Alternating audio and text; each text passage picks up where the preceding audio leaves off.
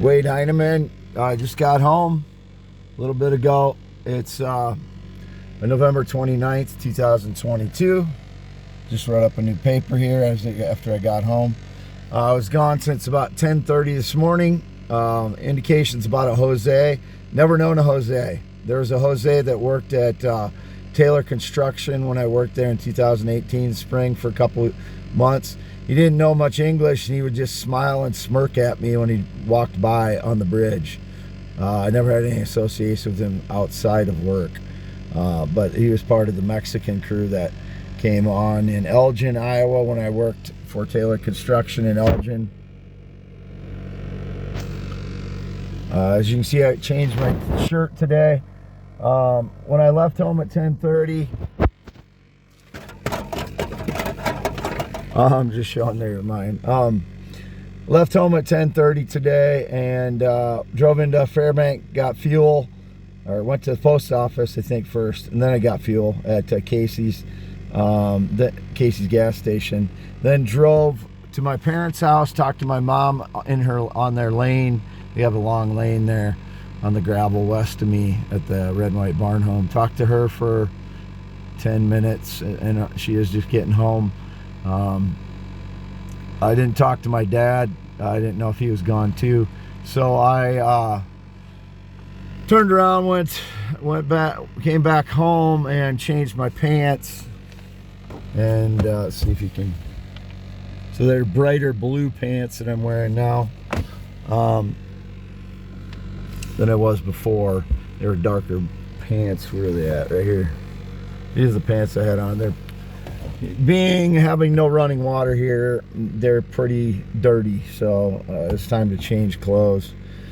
Then I went to Reedland, Iowa after I came back here and changed my pants, and the cat, it was kind of insisting to go with me. He was sitting underneath the Escalade and he wouldn't move. I was trying to bring him back into the shed because I had given him some food, but he wouldn't go, so I just threw him in the vehicle because it started raining. And I drove to Reedland. Here's my bank statement. Here's the receipt where I was at Reedland Bank right here. Shoot, I should show the Fairbank receipt first, I guess. There's that Fairbank Casey's, 10:45 a.m., 11:29. Fairbank Casey's, got fuel. Indications about cash. I don't know if the frauds gave me some change that shouldn't be mine, but that's what happens with currency. You give them 100, they give you back a bunch of 10s and 20s. So if the cashiers are involved in giving me nefarious money, you know how they're doing it then. I go to the same places every day. The cashiers are the same people almost, very much similar. Same people work at the same places, obviously. They know who I am. Figure it out, people. Currency gets passed from one place to another. Here's Reedland Bank then. 11:29, 12:56. 11:29, 12:56. Reedland Bank. And as you can see, I don't have a lot of activity there. Most of that is left over from the three. I got 3 payments at a time in October, and then I got 1 in November. So there's not going to be that much left at the end of this month. So because they were behind on the payments, they sent me 3 payments at once for SSI. Oh, and you can see that on here. It says $841 for SSI in the center of that right there. My bank statement. They just gave that to me. They hold my bank statement at Reedland Bank, and I think the frauds may have stolen my other one from the last time I showed them because I can't find it anywhere. That's what they probably steal when they sneak into my Escalade at night, but I can't prove what they're doing, and I don't know what they're doing. Here's my high school transcript. Here at Wapsie Valley High School. Wapsie Valley High School, 1990. As you can see, I got 90s in my math and science ITEDs, medium in my ACTs, but again, I was hungover and I was late for that. There's my birth certificate. Shows Wade Allen Heineman, male, born male, fathered one child in 1995 with a natural birth with his mother. Then after Reedland, drove to Oelwein, took gravel to Oelwein just for some variety today. It was a crappy day, so I just decided I'd take a gravel. 11:29, 1:55 p.m. 1:55. That's after Reedland Library. It took me a little bit longer to go to Oelwein taking gravel, but not a lot.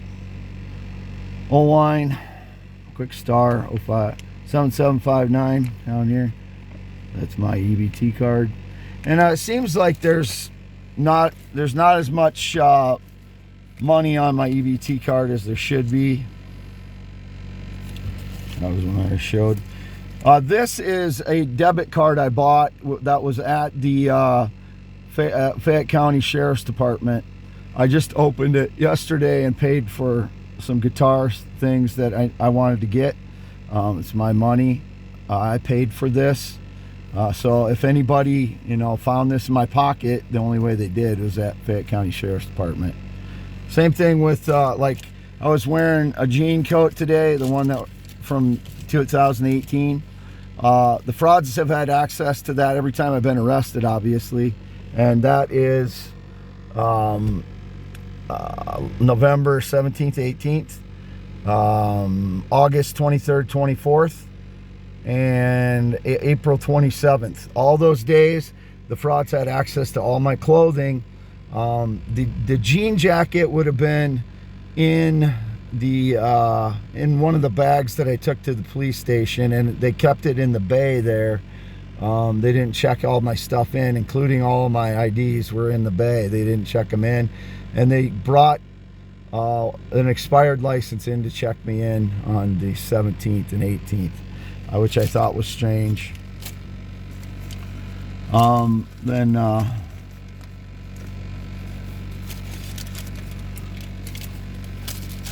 Dollar General Fairbank, you're coming back home today.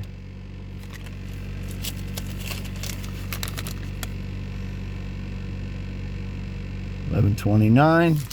I did self-checkout. 2:49 p.m. Again, it seems like there's not as much money in there as my EBT card as there should be. 7759. But I could be mistaken, but it just doesn't seem like it at this point. I have to go back through all my receipts and check.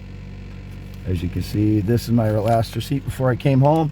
And Nutsy the cat was with me the whole time. I was at Reedland Library talking to the librarian there. It's a different librarian. I took her, Nutsy the cat, in there because the librarian there loves animals. She's worked at animal shelters and stuff before. The head librarian. The one head librarian wasn't there. The other one wanted to talk today, so I talked to her about my PTSD. These people that group stalk me, and for the last few years, as they try to steal my identity and intellectual property, they stage their lies in order to make me look bad. And that's what I was telling her. And telling her things about being going for a false police report, that I was hearing voices that told me to kill people in 2019, and that I couldn't stand being in there because there was people walking the halls and talking to themselves constantly and not acknowledging anything outside of that. I mean, they were just constantly going up and down the halls, like there's 2 or 3 of them actually. And nothing against those people. I feel for them badly, and they've experienced major trauma. But to me, a sane person, it was making me very unstable as far as being around that situation. I couldn't handle it. So again, 0 ever, due to the indications, connection to anyone named Jose. And there's been indications, except the guy that worked at work walking by him. That's the only time I ever saw Jose in 2018 was when I was walking by him on the bridge. And he would smirk and smile at me and say like jokes and stuff I didn't understand because he was talking Hispanic or Mexican, I mean Spanish. And there's a guy named Bernard that worked there with him, and I forget the other guy's names for right now, but I know there was a guy named Jose that bought a Mustang while I was there, and he could hardly speak English. He couldn't really speak English at all. That's all I know about him. Never had any connection to him or any Mexican or Hispanic person since 2006. I said this over and over again. Absolutely no connection to any Hispanic or Latino or black person since 2006. Never been interested in males, never will be, never talked to any male. Any depiction of that is them stealing surveillance from me and then putting their voice, back and forth with mine or whatever they're doing. Putting listening devices, that would be the only way they're depicting I have a connection to them. I have about a 2-minute voice message on my phone that was indicated as well because I have to explain all the issues with my life. That's why I have a 2-minute voice message. If I was being assessed at Reedland Library, that's not a valid assessment. She can't have someone pretending that they are befriending you and then being assessed for something. That's not valid, it's not right, and it's not okay. I am still worried about these people that were being trafficked like they were in the Philippines that I observed in on social media only. Their accounts would get taken over, then they would start prostituting them, they would look worse and worse and worse. I've observed the same thing with some women that on their social media just recently, again, Benedetta Creta, Ariana Grande. I have no connection. It was indicated again, Taylor Swift. I'm not attracted to Taylor Swift. Never had any connection to Taylor Swift.